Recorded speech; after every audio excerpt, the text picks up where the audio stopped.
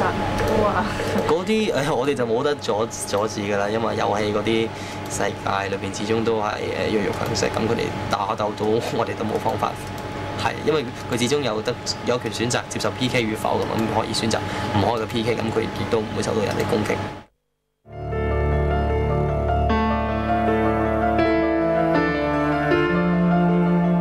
Online role-playing games are all the rage today, the ultimate escape for many people, not just children.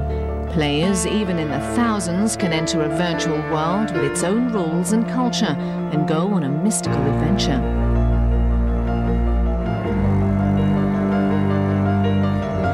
一上線咁啊，好多人叫你咁樣，係咯，即係點樣講？好似你係好重要咁樣，你唔會一翻屋企就唔入去玩咁樣，就好似少咗啲嘢咁樣咯。Few of the peoples dealing with youngsters, like school teachers, social workers, police officers, staff of the other government departments, such as social welfare departments and correctional services departments, and even all the parents know such online game exists. But do violent games make for violent kids? Timothy Lai heads the police juvenile protection program.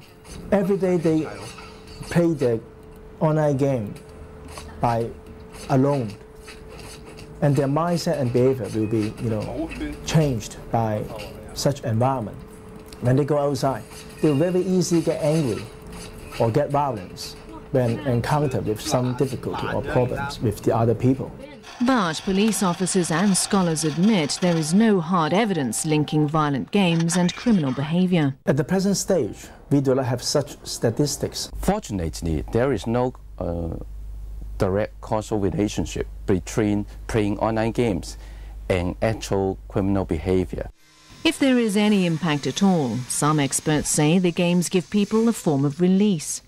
In fact, some critics question whether the games are even addictive at all, in a clinical sense, like drugs, alcohol, cigarettes or gambling.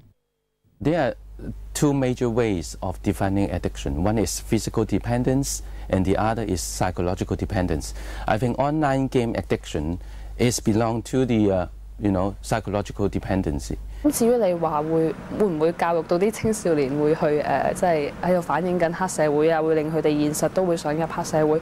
我本身就睇到佢哋都比較 spend 好，佢哋即係用咗好多時間喺個遊戲入邊啦。咁變咗佢都唔覺得佢有出街啊或者咩咁。咁同埋個年齡層方面，我覺得佢都係幾成年，因為喺我哋嘅遊戲入邊個年齡層，即係最多人玩個年齡層係20至到35歲。咁我諗都係應該係識得分咩係好，咩係唔好嘅。The jury is still out on this issue, but there is no disputing computer games are a bad habit that can ruin lives. Ayun himself is not prone to violence, just your typical teenage boy. He just doesn't want to go to school anymore. 直頭嚴重啦，為咗打機而唔返學。今日我哋3個都着晒校服，佢有一個就佢話去行街喎，就唔知係咪打機啦。根本就係佢當打機就係一種事業，就係一種好似係當返學一樣，時間就非常之長，朝9晚5。你做乜唔返學啊？同啲 friend 出去唱 K 咯。He has all the symptoms of a bad habit gone worse.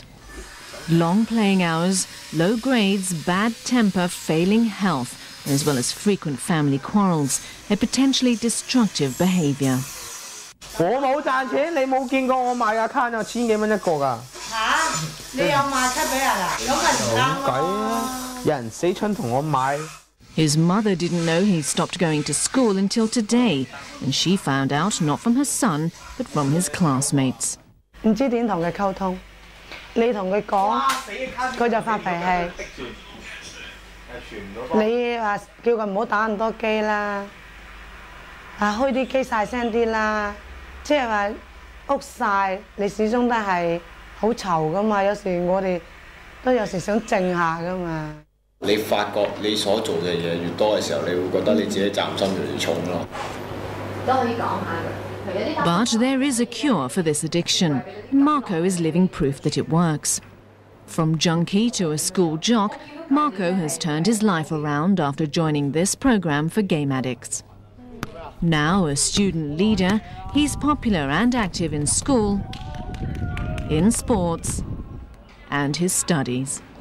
而家即係起碼可能即係放咗學唔會咁趕，點解翻屋企咯？即係喺學校睇下有啲咩做，譬如有人打籃球啊、打下波咁踢下波，咁咪留低喺度活動下咁樣先至走咯。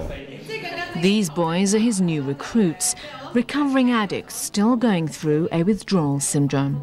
好熱到不得了，用毛巾敷都塊毛巾都熱晒，跟住沖個凍水涼咯，再瞓多一陣先好啲。因為前一晚打到好夜，跟住嗰日又係咁打機，咁休息唔夠就會係頭痛咯。跟住食頭痛藥都幫唔到我，跟住喺嗰度差唔多瞓咗成9個幾鐘先得咯。They made a short film about the life of a game addict to open their eyes to the problem and share some lessons with fellow students.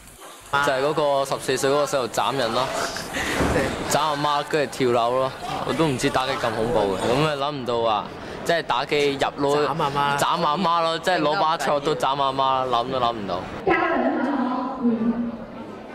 超緊張，我未試過對住咁多人講嘢咯。